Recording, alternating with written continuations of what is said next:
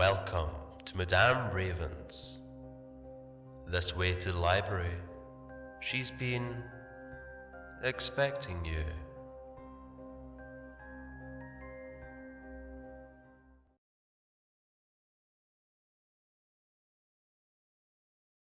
The police arrested my parents, and I'm freaking out. By N.S. Lewis. Have you ever heard a rumor about yourself that finally made its way back to you after years of circulation, and you realize that everybody bought into it and accepted it 100% as fact, even though you know it's a complete lie? That's what happened to me, but way worse. People aren't just saying that I messed around or whatever. They're saying that I'm somebody else. And you know what? I'm not even sure they're wrong anymore. Maybe I am somebody else. One morning a few weeks back, I was in the kitchen eating my Cheerios, screwing around on my phone, and there was this loud knock on the front door. This is the police. I just about messed my pants, you know? I had this joint all rolled up in my backpack on the stool right next to me, but I thought, there's no way they're coming to get me for a joint. That would be nuts. Open the door. Mom was in the shower, and Dad had already left for work. They kept banging away at the door. I was scared as hell, but I didn't see that I had much choice. I got up and peeked through the side window, there by the door, and sure enough, it was the cops. 4 of them. 4 cops banging away at the door. I took a deep breath and opened it. "Calvin Dunlop," said one of the cops. A big, massive dude that looked like he could crush me with one hand. The hand that was resting on his gun holster. "Step outside. You're okay now. Is Lois Brown inside?" Mom's up taking a shower, and I'm not Kevin Dunlop. I'm Nick. Brown? Lois is my mom. This threw the big guy for a loop. He turned and looked at his buddies. Then a lady cop spoke up. She looked nice. Not nice enough for me to trust her, but nice. "I don't know what they did to you, Calvin, but you're safe now," she said. "Come with me, your parents are waiting at the station." I started to get a little dizzy then. Dad's at work. Mom's in the shower. What is this? Why are you guys here? I heard one of the guys in the back mutter, "Jeez, he thinks they're his parents." Big guy cleared his throat. "Step outside, son. We need to get in there and apprehend Lois Brown." It was a struggle to think at all, but I thought back to all those cop shows and movies and whatnot. You guys got a warrant?" One of the guys from the back thrust his hand forward, and there was a piece of paper there. I didn't know what the hell it said, but I figured it was a warrant. I stepped outside. "She's upstairs," I said. "She's probably, naked, so be careful." The lady cop took me gently by the arm and walked me down the steps and to one of the cop cars. I turned my head and saw the rest of them go into the house. "Am I in trouble?" I asked. "You're safe now, Calvin," she said. I wondered who the hell Calvin was, and why the hell they kept calling me that. Why the hell they were arresting Mom. "Get in," said the cop, holding the back door open. Then, just like in the movies, watch your head. What was I supposed to do? I got in and we drove off. "You're not hurt or anything, right?" she asked. "Nah," I said. "Just, confused." "When we get to the station, you can see your parents briefly. But then we have a lot of questions for you.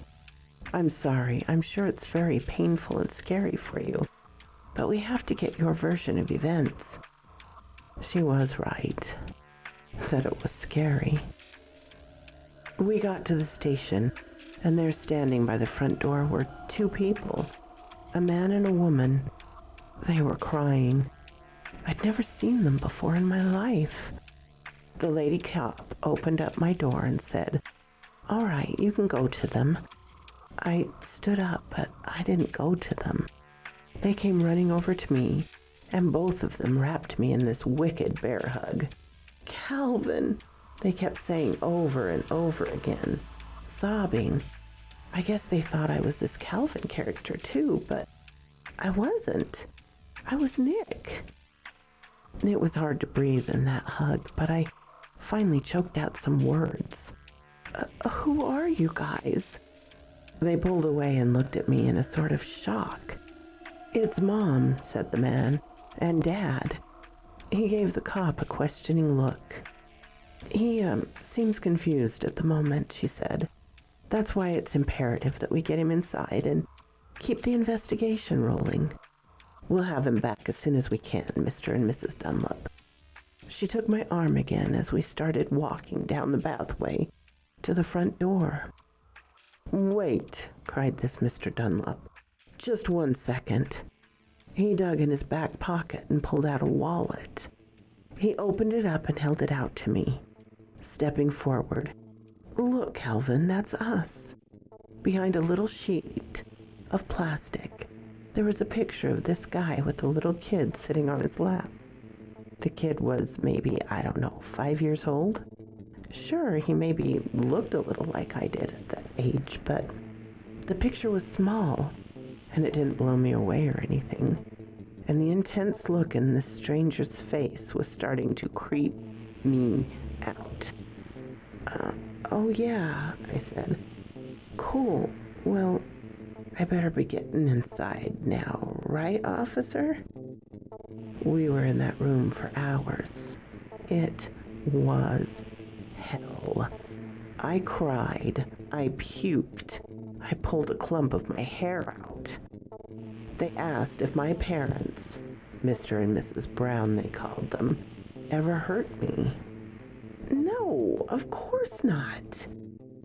They asked if I remembered anything about the day of the kidnapping. What the hell are you guys talking about? What kidnapping?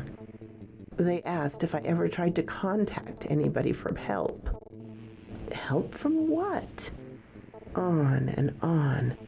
They were convinced that I was this kid, Calvin Dunlop. But I wasn't. "Look," I said at the end of my rope, "you guys screwed up big time. Can I just go home now, or school, or anywhere but here?" "Do you want to see your parents for a minute?" asked the detective, some dude with a ridiculous mustache. "Yes," I said, feeling relief for the first time that day. "Wait, no, I want to see Mom and Dad, my real Mom and Dad, not those two freaks that hugged me before." Mustache sighed. "Those are your real parents, Calvin. Look, hold on." He turned to the mirror. I knew again from the cop shows that it was a trick mirror. "Jerry, bring my laptop in here, yeah?" A few minutes later, this Jerry guy came in with the laptop and set it in front of Mustache. Mustache screwed around for a bit, then flipped the computer around so I could see it. "Take a look," he said. "Scroll through those pictures." There were hundreds of them. Me as a baby, me as a toddler, me as a little kid, and so on. I recognized some of the pictures. My parents had shown them to me at various times. Some of them were even printed out and hanging on our walls, but others, well, there were a lot of them with where I was, with those people who had hugged me, the people claiming to be Calvin's parents, the people claiming that I was Calvin. That's when I puked. I'll tell you what they told me. 10 years ago, when I was 5 years old, Lois and Andrew Brown kidnapped me. Nobody knows why or how. They moved us all from Florida to a little town in Maine. They had the birth certificates and all that shit. A social security card. So they moved us to Maine, enrolled me in school, got jobs, all that. And meanwhile, my real parents were going out of their minds, calling the FBI, stapling posters to telephone poles. Apparently, I was even on a milk carton at one point. They just woke up one morning and I was gone. The thing is, I don't remember it that way. I hardly remember anything from when I was that age, but I definitely don't remember Mr. and Mrs. Dunlop. I remember my parents, Lois and Andrew Brown. Vague globs of memory, sure, but I do remember them. I do remember that we lived in Florida and then moved to Maine. The cops can't explain any of that. They say I must have been brainwashed. They didn't use that word, but it's what they meant. But I don't think you can just go in and change somebody's memories. And it's more than memories. It's a feeling. I'm living with them now, Mr. and Mrs. Dunlop, back in Florida. I begged them, somebody, anybody, to let me stay in Maine where my friends are. Hell, I'm almost done with high school, and now I have to haul off and start over again? I haven't seen the Browns, the people that I still feel are my real parents, since that morning this all started. Like I said, it's a feeling more than anything. Something is off with the Dunlops. Most of the time they don't do anything. They just sit there, staring at me, not saying anything. They make me sit at the dinner table and eat dinner with them, but they don't say anything. They just chew in silence. Then one of them will randomly come out with something over the top. "How was your day today, son?" Just like that. Way over enthusiastic, you know. And I'd say something like, "Well, it was terrible. I'm really scared and I don't know what's going on." And they'll say, "Isn't that something?" And go back to eating in silence. I don't know. Maybe they got screwed up by the whole thing. But it just doesn't feel right. Lois and Andrew, they could be jerks, but they felt like my parents. Now they're locked up somewhere. I don't even know where. Another thing that's really messing with my head is there's no media coverage of this. Not in Maine, not in Florida, not anywhere. I mean, I'm not trying to come off as important here, but you think you'd hear something about this, right? It's a crazy story, right? I asked the Dunlops about this, and they said they went through a media circus when I went missing and didn't want to go through one again. So maybe it's not as weird after all. Maybe I've seen too many movies where the story always gets out to the press. But it sure seems like I should have seen something. Like, what about my friends back in Maine? Wouldn't they be talking about this? Speaking of my friends, I haven't been able to talk to them since this horror show kicked into gear. They all unfriended me, and they're not answering texts. Corey's the only one I have ever heard back from, after sending him like 1,000 texts. He wrote back, "I'm not supposed to talk to you, Calvin. After what you did, I don't want to talk to you, Calvin." What? After what I did? I sent another 1,000,000 texts to Corey after that. What did you hear? I don't think you heard the real story. Come on, man. Tell me who told you what, etc. So that's where I am. I'm freaked right the hell out. I don't know what's real. I don't know what I want to be real. As if I had a choice. I don't know what I can do. I'm not even sure who I am. If anybody has any ideas that would help me sort this out, please, I'm begging you, tell me what to do. Update. Hey guys, I can't thank you enough for the response to my last post. I've been so lost and lonely that all of those helpful and supportive comments gave me a real lift. Plus, my head's been a mess. It's been really hard for me to think about what to do next. And I missed some obvious stuff that you guys suggested, like a DNA test to sort out who my real parents are. That's where I decided to start, with the DNA test. The problem was I didn't have my license yet, let alone a car. I don't even have a bike. So getting around was a problem, but not the worst one. The worst one was that I didn't have a single penny to my name, to either of my names. I was pretty much at the mercy of my parents, Cheryl and Abel Dunlop, at least until I figured out how to get started on some of the more complicated stuff you guys brought up. The morning after my last post, I decided that I would confront them directly. Cheryl was in the kitchen cooking pancakes. When she saw me come in, she busted out this crazy smile. It looked like it would actually hurt to smile that hard. "Good morning, my son," she almost shouted. "I made you pancakes." "Hey, Mom, I have to ask you something." "Anything." "Well, I'm honestly really weirded out by this whole thing. I mean, I don't remember you at all." "Isn't that something?" she cried out between that creepy smile.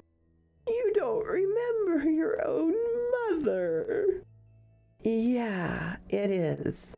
So I was thinking, it's nothing personal, but can we get a DNA test to, just confirm that you're really my mom and that Abel's my real dad? It would make me feel a lot better." That smile dropped in a second, and her face went pale. "Calvin," she said, now in this voice that was pretty much a whisper, "you saw the photographs of us together. I'm your mother. You don't need to do a DNA test." My stomach pulled in on itself. This woman obviously wasn't my mother. If she was, she wouldn't have a problem with the DNA test. I wanted to run out the damn door, but where would I go? I took a deep breath, gripping the back of a chair. "Well, it's just, you said there was a lot of media coverage from when I was kidnapped, but I looked online and there's nothing, so, I mean, I'm sure you're my mom. It's just, I just want to get the test and then I'll feel better." Then that smile was back. "Oh, is that all? A lot has changed in 10 years, son. We used to have all 4 local newspapers. 2 of those newspapers folded for good. The other 2 were bought out by a conglomerate. The online archives must have gotten lost in the shuffle. That's all." "Oh, that's all," I thought. Awful convenient. "Oh, well, that's why I want the DNA test. Just some proof that you really are my mom. I mean, it's pretty easy to Photoshop. I don't know if those pictures are us. I don't know if those pictures of us are real or not." "You didn't let me finish, son," said Cheryl, almost screaming now. "We have a box full of clippings and videotapes of the segments that aired on the news. That's part of the evidence we presented to the police. You don't think they'd just let us take you without solid evidence that we were your parents, do you?" "Oh," I said, relaxing just the teeniest bit. "Can I see it?" "Of course," said Cheryl. "Will you eat first before the pancakes get cold?" "Nah," I said. "Not really hungry. Can I just look at the articles and stuff?" "Of course." Now she did shout, "Abel, will you bring the box?" "Of course!" shouted Abel from the other room. A few endless minutes later, he walked in and dropped a box on the kitchen table. "Why are we dragging out this old stuff?" "He isn't sure that we're his parents," said Cheryl, letting out this weird fake laugh. "He doesn't remember that he was kidnapped." "Isn't that something?" said Abel. "He doesn't remember his own kidnapping." I opened the box and started digging through it. Sure enough, there I was, 5 years old, on the front page of a newspaper. "5-year-old boy missing," the headline said. Then below the picture, "Calvin Dunlop disappeared from his home yesterday morning." There were about a dozen or so articles in there, from different papers covering the kidnappings. There were also a few old video cassettes. Can we watch these?" I asked, holding one up. "Of course," said Abel. He took the videotape and went into the living room, where he popped it into a DVD VHS combo player. He fast-forwarded through the weather and a few commercials. Then there I was again, this time on the TV screen. My mind was mush. Why didn't I remember any of this? That was me, right? It didn't make any sense. Then slowly, a thought formed. Maybe it was just somebody who looked like me. A lot like me, sure. Eerily like me. But maybe it wasn't me after all. I looked at Abel. "Okay," I said. "I believe that your son was kidnapped. And I'm really sorry about that, but sorry. I think I do need that DNA test." Now Abel's face went pale, like Cheryl's had before. "A DNA test? I don't think that's necessary, Calvin. We're a little cash-strapped right now, too, I'm afraid. After all the travel and time off work? Why don't you just give it a few days? Your memory will start coming back, I'm sure. I don't know what those monsters did to you, but you'll remember. I'm sure of it." Then he started crying. Good show, but no way in hell this man was my father. "Sure," I said, doing my best to choke down the fear in my voice. The crazy thing is that after that, I did start to remember stuff. No, the really crazy thing is what I remembered. Not about the Dunlop, about the Browns and my friend Corey. Abel drove me to school that morning. We were stone silent. I pulled out my phone and tried texting Corey for the billionth time. "Come on, dude, please. Respond. I don't think the Dunlops are my real parents, and I'm scared." "What are you doing, son?" asked Abel as I typed away. "Just texting an old friend," I said. "I miss him, you know. Really sucks." "You'll meet new friends." I didn't want to. I wanted my old friends back. I started to get really pissed. At the Dunlops, at the cops, at everybody involved in this crap show. At Corey. Why wouldn't he talk to me? Why was he so quick to cut me off? Why did he believe whatever it was that somebody was telling him? He'd been my best friend practically since we met. And that's when the memory came to me, in a flash. We were in Maine, at the gravel pit, where we had parties by a big bonfire. Only we weren't drinking beers and shooting the crap as teenagers. We were little kids. It was a long time ago. The fire was there, climbing up into the dark night.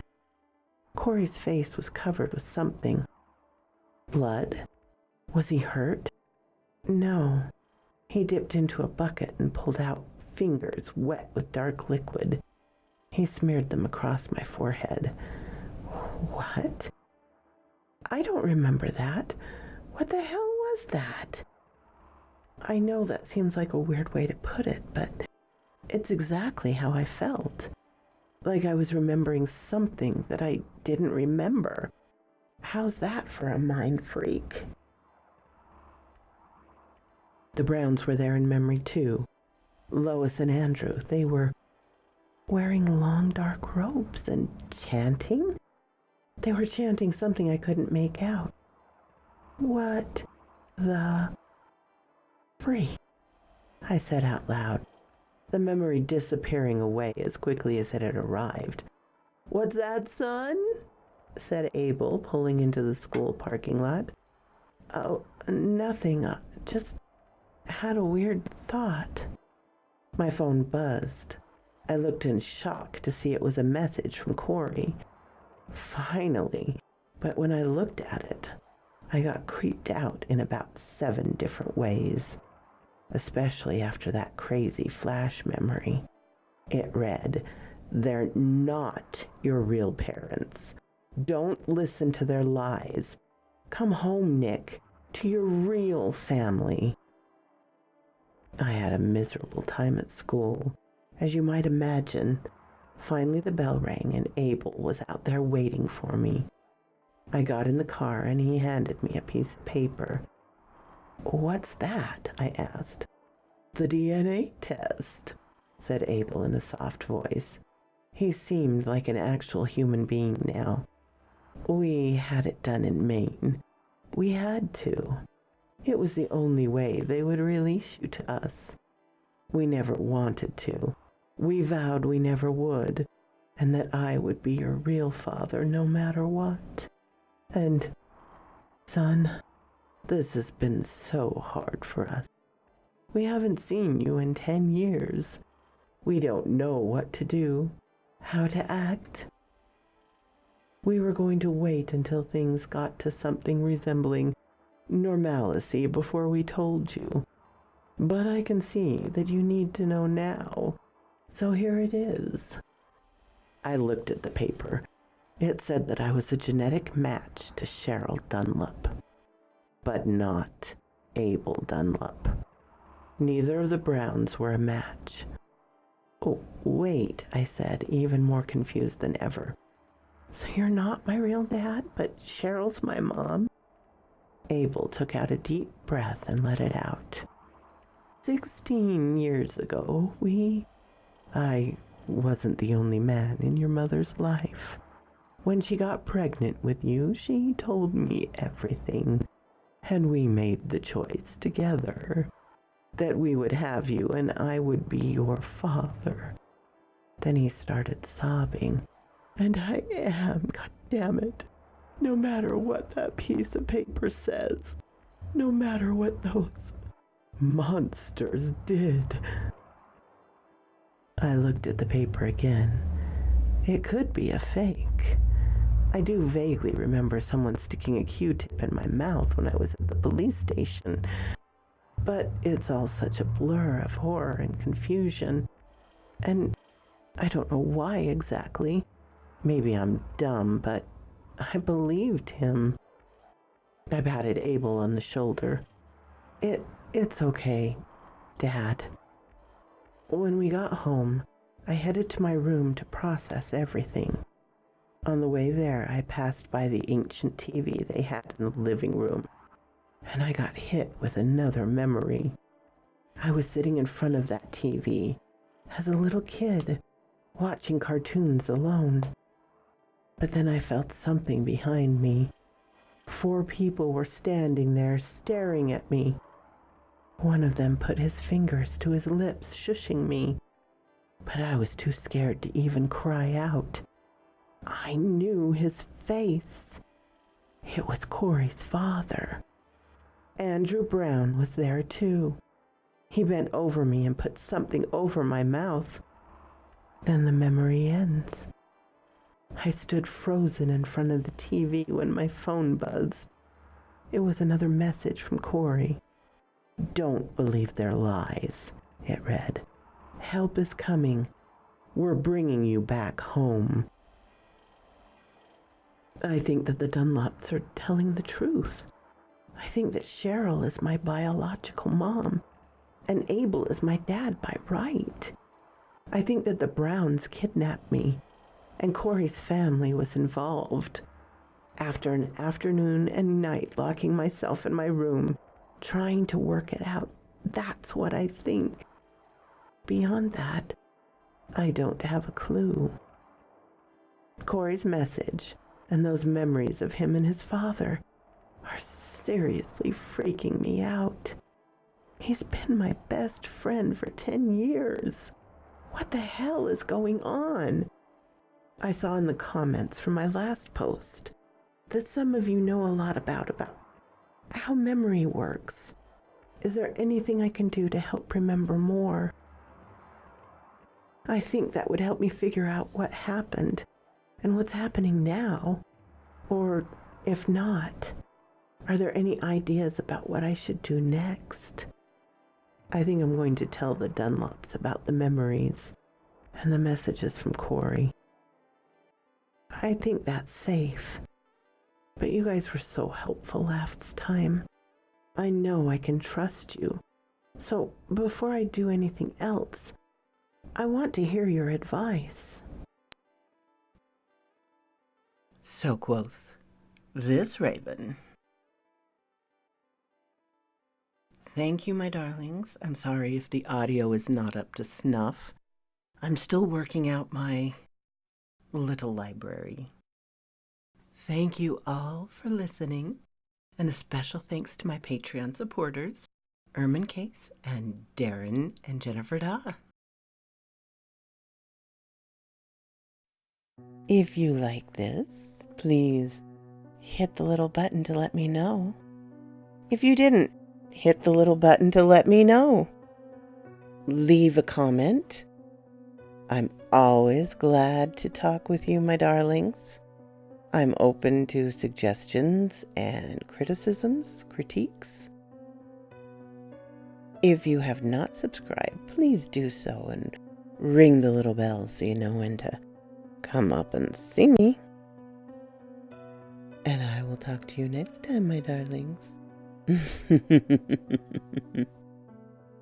Farewell.